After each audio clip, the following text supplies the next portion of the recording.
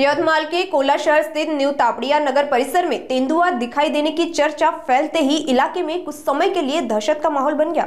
जानकारी मिलते ही वन विभाग की टीम तुरंत मौके पर पहुंची। प्राथमिक जांच में विभाग ने स्पष्ट किया कि वहां तेंदुआ नहीं बल्कि कोई और जानवर देखा गया था, इसलिए नागरिकों को घबराने की जरूरत नहीं है। हालांकि खुलेआम तेंदुआ देखी जाने की घटना को ध्यान में रखते हुए वन विभाग की ओर से नागरिकों को सतर्क रहने की अपील की गई। फिलहाल वन विभाग ने इलाके में गश्त बढ़ा दी और बताया कि स्थिति पूरी तरह नियंत्रण में है। मी शिंदेवाडीला राहते, मुलीकडे आली आहे। सकाळी मी जायला निघाले, 9 वाजताचा टाइम होतो। मी तांदूळ घेऊन जायला वरती निघाली तर तो दारामध्येच बसलेला होता जिन्याजवळ। मग त्याला मी पाहिली, त्याच बिबट्याला पाहिल्यानंतर मग मी ओरडली खूप जोराने। त्यांनी पण किंचाळी मारलं, मग तसंच त्यांनी उडी मारलं, तिकडे काचातून उडी मारून तो बाहेर निघाला। मग मी घरामध्ये आली, मी जशी इकडे घरात तशी त्यानेच मग किंचाळी मारून तो बाहेर निघाला।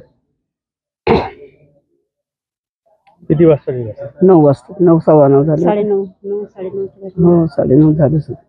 जना राजा आहे। मी सकाळी इथं गच्चीवर अभ्यास करून आलतो तर आजीची आवाज आली मला, तर मी उभा राहिलो तर आजी तो बिबट्या आहे ते काच तोडून खुदला होता खाली तिनं आणि तिकडून तिकडे पळाला तो। किती वाजताची घटना तरी आहे? ते 9:30 वाजताची घटना आहे।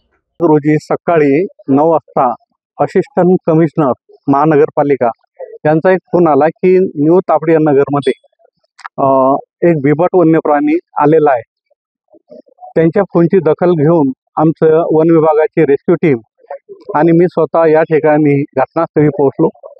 घटनास्थळी एका घरातून खिडकी फोडून बाहेर आलेला प्राणी आणि त्याने उडी मारली, त्या टिनाला एक पांढरे केस लागलेले होते, परंतु ते वन्य प्राणी बिबटचे नसून दुसरा अन्य कुठला तरी प्राणी असेल अजून कन्फर्म झालेलं नाही।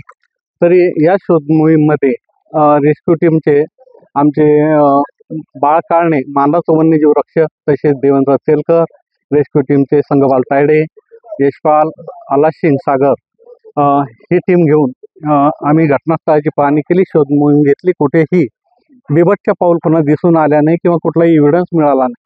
तरी मी न्यू तापडिया नगर तसेच अकोला लोकांना सांगू इच्छितो, आवाहन करतो की अशा खोट्या अफवाला बळी न पडता सर्वांनी जागरूक राहावं, सावध राहावं आणि असा काही प्रकार आढळून दिसल्यास वन विभागाला संपर्क करावा। थँक्यू।